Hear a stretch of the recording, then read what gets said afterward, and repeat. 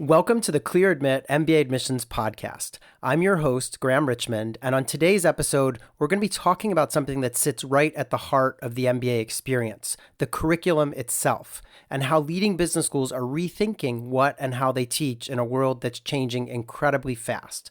From artificial intelligence and data fluency to ethics, leadership, and career readiness, MBA programs are under real pressure to evolve, not just incrementally, but in meaningful ways that prepare students for what comes next, not what worked 10 years ago. Georgetown University's McDonough School of Business recently announced a redesigned MBA curriculum that takes these challenges head on with a strong emphasis on AI, ethical leadership, global perspective, and helping students build career momentum earlier in the program. Now, to help us unpack what's changing over at Georgetown and why, we're thrilled to welcome back a returning guest to the show. Joining us today is Sudipta Dasmohapatra. She is the Senior Associate Dean of the MBA programs and a professor of business analytics at the Georgetown McDonough School of Business. Sudipta oversees the full portfolio of MBA programs at McDonough and brings deep expertise in analytics, AI, and curriculum design. She's been on the podcast before to talk about flexible and online MBA programs, and today she's here to walk us through how Georgetown is reimagining the academic core of the MBA itself, from the opening term all the way through to graduation. Sudipta, welcome back to the Clear Admit MBA Admissions Podcast. It's so great to have you with us again. Thank you, Graham. It's great to be here. I am really thrilled to hear about my amazing introduction that you gave. So I will say, as we were, before we came on air, I was telling you, I've been doing a lot of reading about what's happened at McDonough with this overhaul, and I'm really excited to kind of dig in because, I'm a bit of a nerd, and I feel like sometimes the discussion about business school can be very much like, oh, what's the job you get afterwards? As opposed to like, wait, we're going to actually be in an academic program for 2 years learning things. And so I'm kind of excited to talk about curriculum. And I also think it's an area that, students don't think as much about as they probably should before they begin an MBA. So let's start with the big picture. What is an MBA curriculum? Like, what are the big, forces that kind of prompted you all to sort of rethink your curriculum as it was? That could be employers or, technology, student expectations, et cetera. So yeah, take us through like, what is this and what's led you to these changes? So we think that an MBA curriculum is essentially, you think about it as the academic and experiential blueprint that prepares students to become effective leaders and business decision makers, right? So it includes the fundamentals of business as we know it, strategy, finance, operations, marketing, accounting, with something that we include called power skills, right? So leadership development, communication, applied learning, and opportunities for students to specialize based on what their career goals are. That is essentially what an MBA curriculum includes. And you talked about external forces shaping how we are thinking today about businesses. And so the environment for management and business education is changing really fast, as you know. Technology is reshaping every role in every industry. AI is no longer a nice to have skill, right? So it is now a part of every leadership work, whether you are in technology, whether you're in consulting, finance, healthcare, marketing, entrepreneurship, any career options that you're thinking about. Technology is a big part of it. Employers today are also asking for not only the traditional MBA skills of leadership, but they are also asking for students that can make decisions under pressure, that can lead the teams through uncertainty, that can talk about AI and the outputs of AI in non-technical language. And then, that's one side of it. And then we have students that are asking for more flexibility, more personalization. They're asking questions about, how is this going to help me advance my career? And how can I balance my school with my work, my life, my responsibilities? How can I make a difference in the world with purpose? And so these are all of the different things that are impacting how we are doing business today. And not only that, there's so much global uncertainty today. I mean, it is the baseline between geopolitical disruption, between economic volatility, between supply chain challenges, climate risk, social polarization. Our leaders today are operating in constant uncertainty. And so at Georgetown McDonough, we saw clearly that the world that our students are stepping into today is changing very, very fast. And we've been making traditional incremental changes to our curriculum, but that's not enough to keep up with the changes. So we stepped back and we asked a very simple but important question. What does it mean to prepare someone to lead in today's business environment and in the world that's coming next? So we could not make just a minor tweak. We rethought the whole arc, from the opening term and even before that, to career points, to graduation and beyond. How do we match our students to actually how they recruit and how companies hire? So the goal with this curriculum is to prepare our students as humans in the loop leaders. What we'll hope to achieve is very simple. Career-ready graduates who can lead with both competence and conscience. Okay. So before we get into some of the specifics, because I want to talk about some of these new additions that are, I feel like just sort of super innovative in terms of some of the things you've added. But I wanted to just step back for 1 second and say, how do you define what the curriculum should accomplish in 2026 vis-a-vis maybe even 10 or 15 years ago? I think you've hinted at some of this stuff in your comments, but if you had to just briefly summarize, what are some of the things that you think are really different now that when it comes to prepping? That's a great question. So for us, an MBA curriculum in 26 should primarily accomplish three things, I would say. Build strong business fundamentals, which is true to traditional MBA, outcomes as well. Develop adaptive leaders, and then create real career momentum in a world that is fast changing. So if you think about the MBA outcomes or the MBA curriculum about 10 or 15 years ago, a strong curriculum was defined as something that is going to lead students through mastery of the core disciplines of finance, your accounting, your marketing, your strategy, your operations, your organizational behavior. And then students would specialize from there, right? That foundation is still essential, and we absolutely must preserve it. But what has changed is the environment in which the leaders have to apply those fundamentals. And so we must help the students prepare to lead in the world, which is faster and more uncertain, which, where decision-making is important with incomplete information, often with global implications, right? So, and then one that is shaped by AI and technology in every function, one that is focused on outcomes, connect the students early to their career goals, and then grounded in values and purpose. That's what the students are asking for. Something that to think about is, how can it make a social impact? My business decisions, how can they create better opportunities for people around me?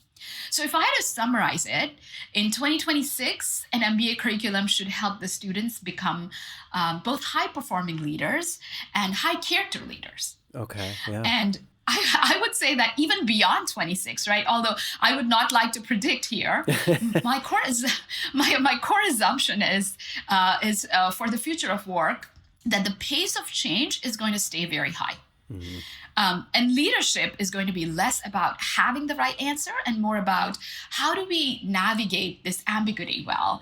How do we become more technology savvy, right? And that is what we have tried to do in our innovative MBA curriculum and program. Yeah, so I want to get into that now because I think there are several kind of different elements that you've introduced that I really would love to hear more about. So, one of these things is that there's this opening term course that's focused on ethics, global mindset, and policy-driven business decision-making. And then there's also an immersive AI boot camp. And these are right at the beginning. And so I just wondered, what was the philosophy behind sequencing these elements at the very start of the MBA experience? Yeah, you're asking a great question. And we are currently in the midst of thinking about how this opening term is all going to shape up for our students. So I'm going to take a step back and first indicate that we are very intentional about focusing our program on three major elements. In the opening term and then in our program, it starts with the opening term.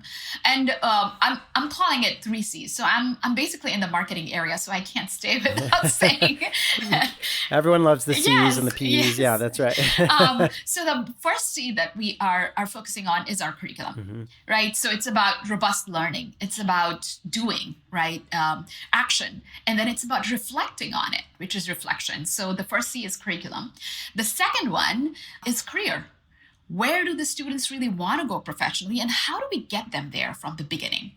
And then the last C that we are focusing on is our community, right? The Georgetown Jesuit philosophy of men and women for each other, and our community for diversity, and our cura personalis, which is care for the whole person, respect for others.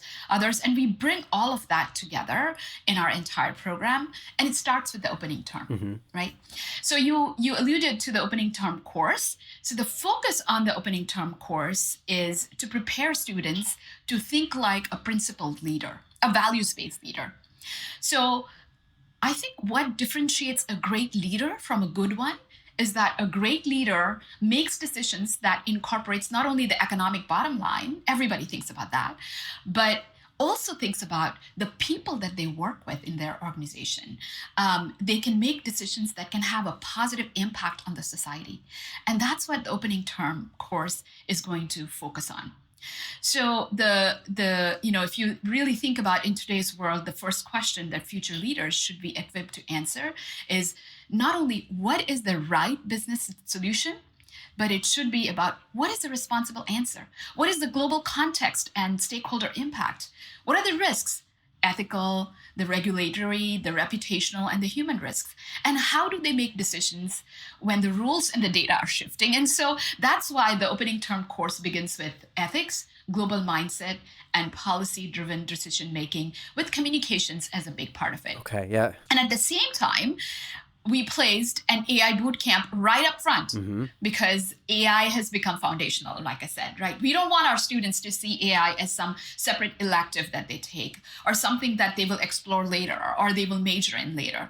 We want every single student in our program, regardless of the background, to build confidence early in AI, to understand how and what are these tools, how do they work, and to start using them thoughtfully and responsibly in their learning across the program, right? Their first semester is going to start after the opening term. So they need to be thinking about how do we use these tools in the most responsible way. Yeah. And this is going to be also very helpful in their career preparation. And so we structured the opening term to help the students develop this mindset and then kind of take these tools that they would need for the 2 years and in the future years of their career. Yeah, and I love this idea of a boot camp because, as you say, AI is not just a course that you take as a standalone. It's going to be something that they encounter throughout the curriculum. And that's a perfect segue to the next question I had, which is, AI is kind of embedded, right, across everything.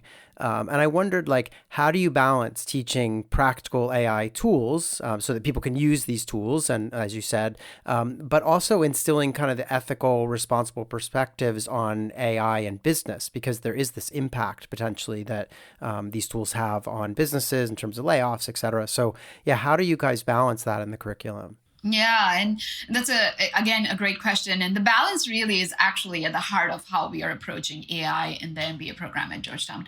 I am myself a professor of practice in business analytics. I've been teaching business analytics and AI-based courses for a while, and so this is right up my alley. I believe that AI and analytics, as I mentioned before, should not only be a major certificate or a specialization. We want all of our students to have a strong grounding of this, to be data and AI literate. And so the way we balance the practical tools and responsible leadership really comes down to, I would say, 2 or 3 basic things.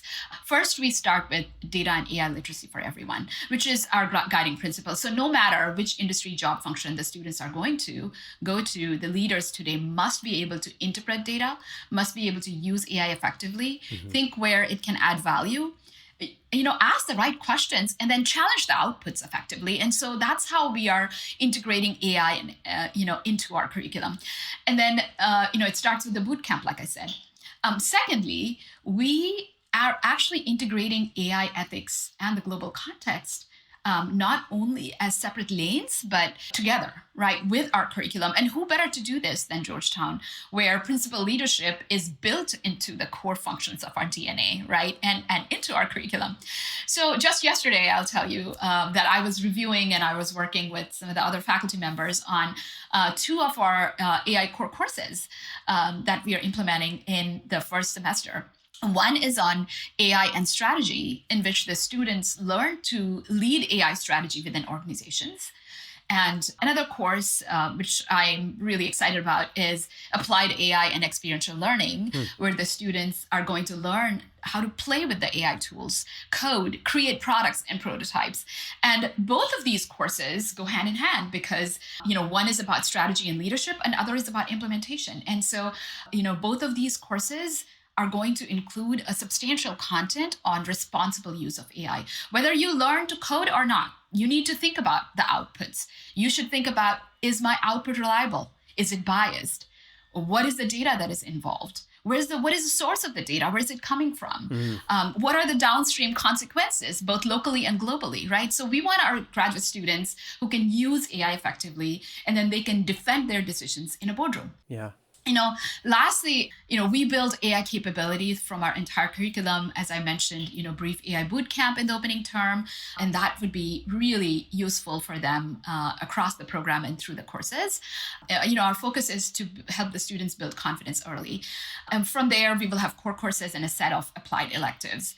And one other thing, Graham, that I want to mention here, which is most important, which is that AI, again, not only through these AI-based courses, but AI should be embedded across the different courses in many, many practical ways. So for example, many of our faculty members today are using custom GPTs and tutor bots that actually help the students learn the course content, not just focus on using AI for answers, but can you prompt effectively to learn the different types of course content that we have within a particular course? We are teaching that within our courses.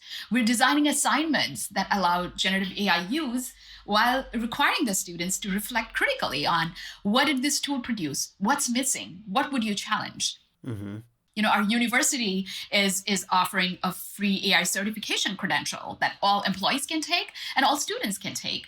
We also support continuous learning through platforms like Data Camp, where we curate AI learning pathways for the students that so that they can build skills at their own pace. And so overall, we want to give students not just a map, but I would say an AI compass that works no matter where the landscape will shift. That's a terrific analogy. So turning to another subject, and this one I'm particularly excited about because it seemed like for the last, 20 years, there'd been kind of a downplaying of what people used to call soft skills and an upplaying of like, oh, you need to know data analytics and big data and technology and coding. And now it seems like the tables are turning back a little bit. And so you call these skills power skills, right? Or a lot of people call it durable skills, so communication, ethical decision-making, leadership. These are really prominent. And these seem to be prominent in the new curriculum. And so I wonder, how have you reimagined these capacities within the curriculum so that they're not like siloed where everyone just takes like their one little leadership class or something, but they're really integrated into how students learn and apply business fundamentals? Yeah, you're absolutely right. We were very intentional about how we approached power skills because we don't see them as soft skills, right? So we see them as core leadership competencies. They can be treated as separate workshops or something that the students actually develop only through extracurricular activities. Power skills for our curriculum is built into the core coursework, and then they are added and amplified through our career, our program experiences, and our initiatives. So when the students are learning core finance, strategy, marketing, operations, they're also being asked to do what the leaders do in the real world. Make decisions with incomplete information, justify your trade-offs, communicate clearly to the different stakeholders, navigate risk, lead through disagreement, And we build these across courses through our teamwork, through our group projects, through our discussions, through our case competitions, through boardroom presentations. And if I were to name some of the specific courses, students will learn these skills through our opening term course, which combines communication with ethical leadership and global business. And then, one of our courses in Module 1 in the first semester is Leadership Communication course. You may have heard about our signature Executive Challenge experience in the full-time program. Yes. And so they will definitely learn about boardroom presentation there and how to communicate a strategy that they have thought about in just, mere 2 hours or an hour. Our second year residency for our part-time programs is a focus on leadership communication in a different way. And then there are other courses such as, I'll name another course, which is Leading Teams for Performance and Impact. I really love that course because it focuses on enhancing social intelligence, on self-awareness, on leadership skills that can drive organizational change, on implicit bias, conflict, feedback. It's an amazing course. And what makes leadership real for our students in our curriculum is applied learning. Right. So whether it is through the Ethical Leadership Project, which is now a whole year-round experience starting in the opening term, or the Executive Challenge, which has shifted from the end of the first year to now first mod of the full-time program, or through the Global Business Experience, where the students work the entire semester on the Global Consulting Project, we embed power skills with business fundamentals across our curriculum. Yeah. And I believe I have to go back and dig up the episode number, but we did an entire episode about the Executive Challenge and stuff. And I think it was so interesting to hear about that. Mm-hmm. I did want to talk a little bit about careers. And this is something that, when someone applies to business school, they're asked to think about potential career goals and they go through that sort of process. But then often they take several months off, they show up at business school, there's kind of a, pre-term, and then they're into the curriculum. And this new structure actually emphasizes earlier exposure to career concepts. And I think, if I read correctly, you even have a summer career course before matriculation. Mm-hmm. And so I wondered, how do you see this reshaping the student journey from day one through recruiting and beyond? Because it's a really interesting idea to get them doing something before they even show up that's going to position them for their career. Yeah. As I mentioned earlier, one of our C's is career, right? Mm-hmm. We really wanted to make sure that the students feel the momentum from day one. And we believe that early exposure will shape the student's journey. It's going to give them a head start and they can make the most of the recruiting later on. So we begin with a career summer course where all the students have to complete the course before they show up in the opening term. Mm-hmm. And our focus is to help them think about some of the key questions. What do I really want to pursue and why? How do I tell my story with confidence? And this is reinforced in the opening term with multiple career sessions that we have built into our programming. Some of the places we are even collaborating with our alumni that are experts in a variety of different industries and in different job functions.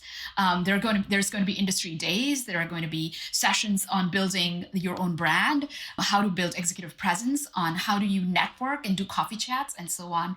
And look, I really want to emphasize that the reality is that the recruiting timelines today have accelerated, right? So if you think about many industries like finance, students are making internship decisions really early in their first year. And then at the same time, the students are more intentional. They want to clarify, how our MBA curriculum and our program connects us to outcomes. And so our career services team has really built the opening term and the pre-opening term in a great way in order to make sure that the students can start early. Also, I want to mention that the team itself has outstanding leaders. We have industry practice leads that coach the students across multiple industries and job functions. We have coaches from the industry that we hire. We have peer advisors, which are the second year students. And these students have gone through the internship and through the first year and can really help the first year students think through a variety of things related to their career.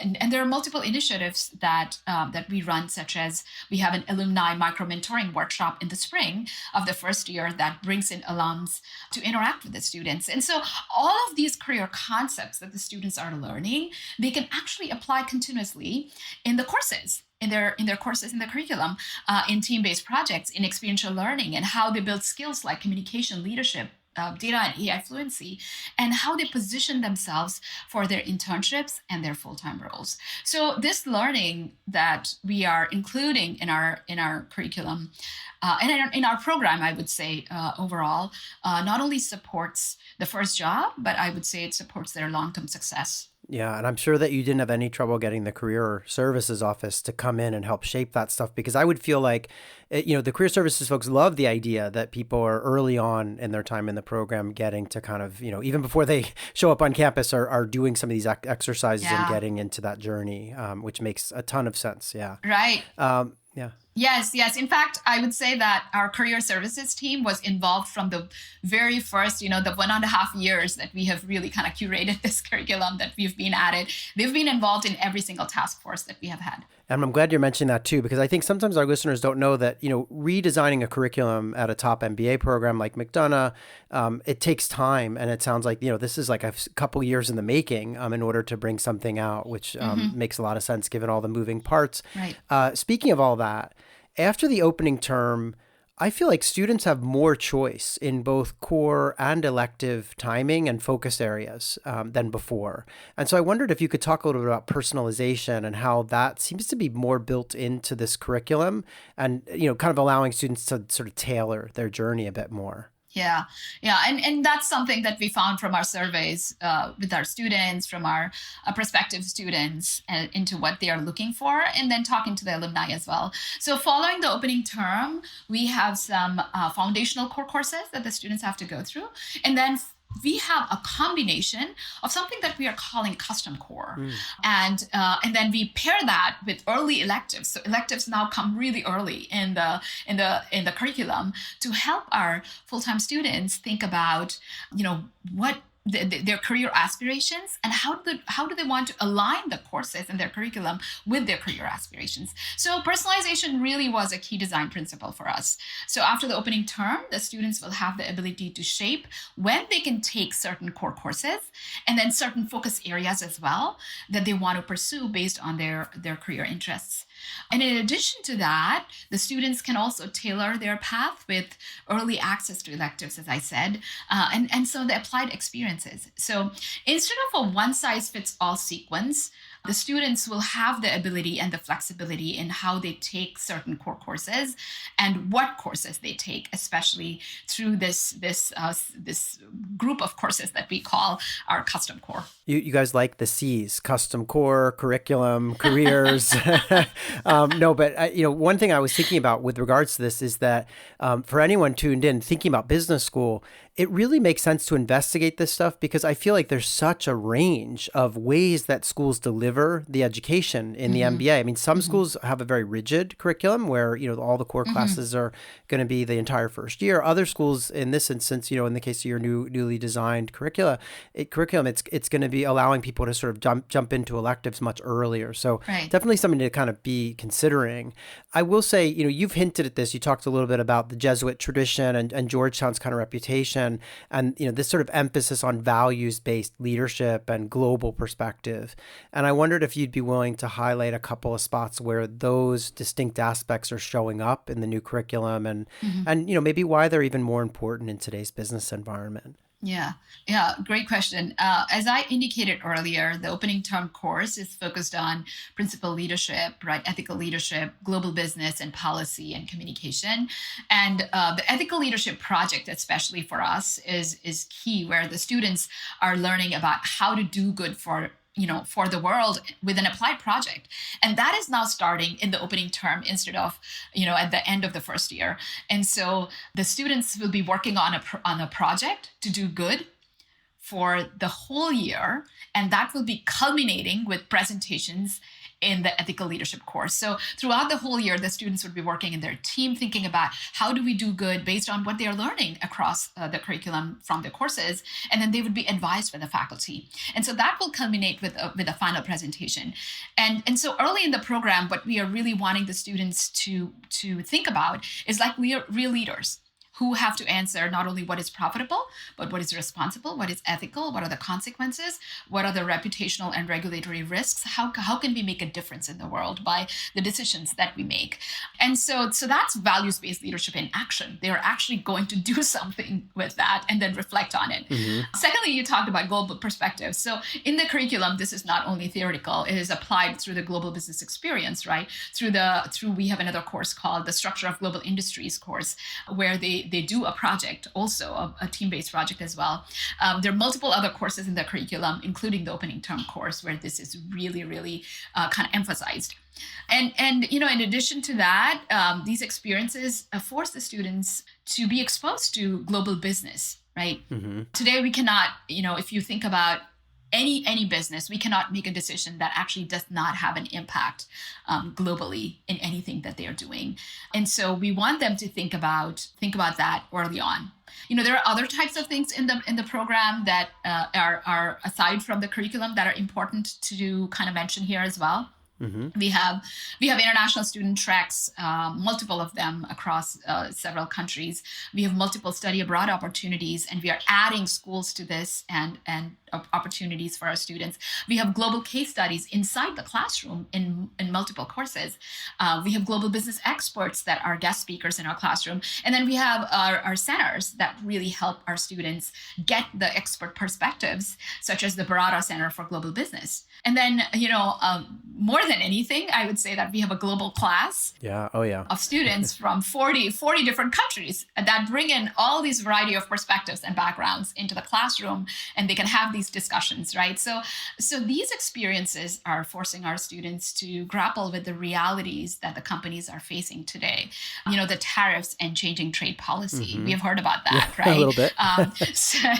Supply chain disruptions, reshoring decisions, regulatory differences across markets, currency volatility, like all of that. And so our students need to learn about how global forces are shaping the pricing, sourcing, expansion, the strategy, the risks, and so on. And so we are trying to do that early on and across our curriculum. Yeah, that makes a ton of sense. You mentioned the ethics project, and I think of that as maybe what we could call like a peak moment in, across the curriculum.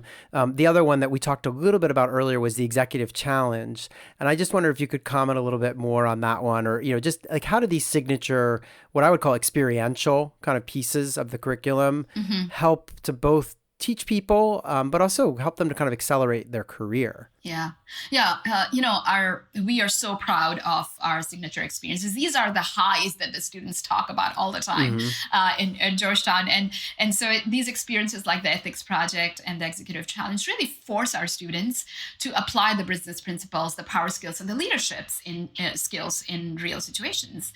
And there's no one perfect answer to any of these situations that the students are going through. So they have to learn about making trade-offs under pressure, about leading teams through ambiguity, about communicating decisions early, about making business decisions that are ethically sound by bringing stakeholders into the analysis. And so in the ethical leadership course, I'll explain a little bit about what happens. It's very exciting. The students receive about $1,000 to $1,500 of real money, not fake money, to actually go ahead and do good in their teams. So they learn about various ethical leadership concepts and principles in the classroom. And then the only thing that they are being told is go ahead and do good. So this is an experiential project that now is the students are going to learn throughout the year with coaching from the faculty.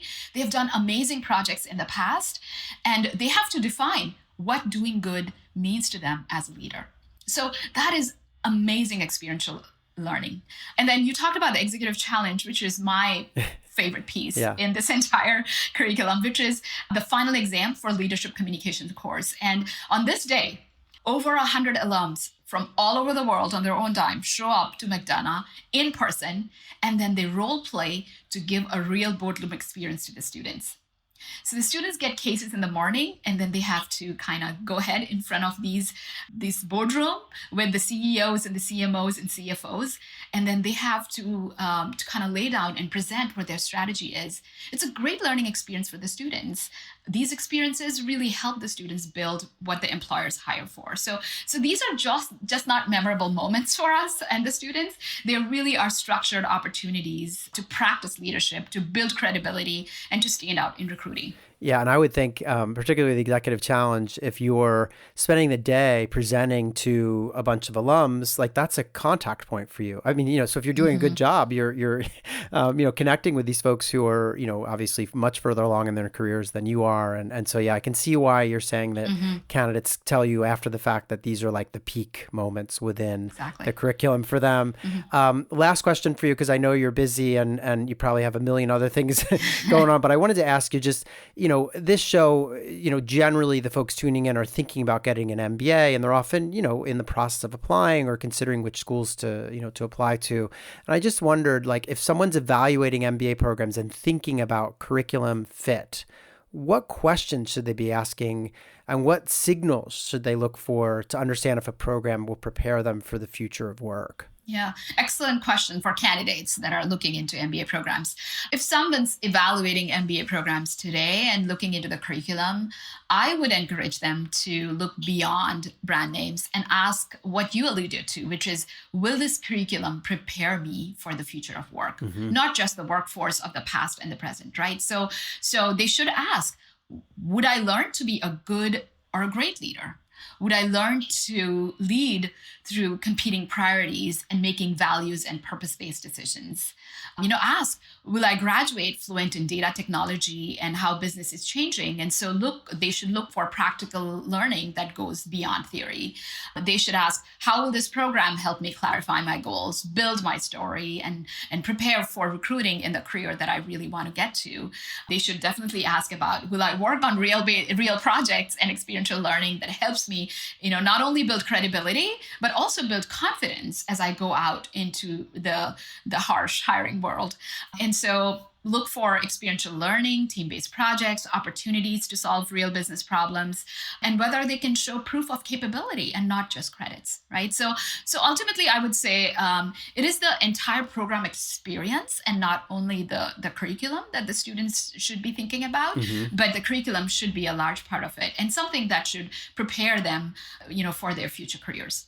Yeah, and I know that a lot of candidates probably apply to a number of schools and they don't maybe get around to doing this level of kind of homework until they've got offers. So right. I would say even if you're listening and you're like, oh, I should have thought all this before I applied, you can still do this work once you have your offers in hand too, and you can kick the tires on these programs and really see how are they structuring things, and are they answering all the questions that Sudipta just really outlined perfectly. So Sudipta, I really appreciate all your time today. I've gleaned a lot from this conversation. I suspect that everyone tuning in has as well. So thanks so much for joining us on the show. It was a real pleasure to have you. Thank you. This was an amazing conversation. And, we hope that people that are listening to it would think about, the MBA program and how we are preparing students for today and making them resilient for whatever comes next. Thank you, and Hoya Saksa. Yeah, and I'm sure that they will think about that. There's been a lot of great food for thought here today. That's going to do it for this special episode of the Clear Admit MBA Admissions podcast. Thanks for joining us, and please remember to rate and review the show wherever you may be listening.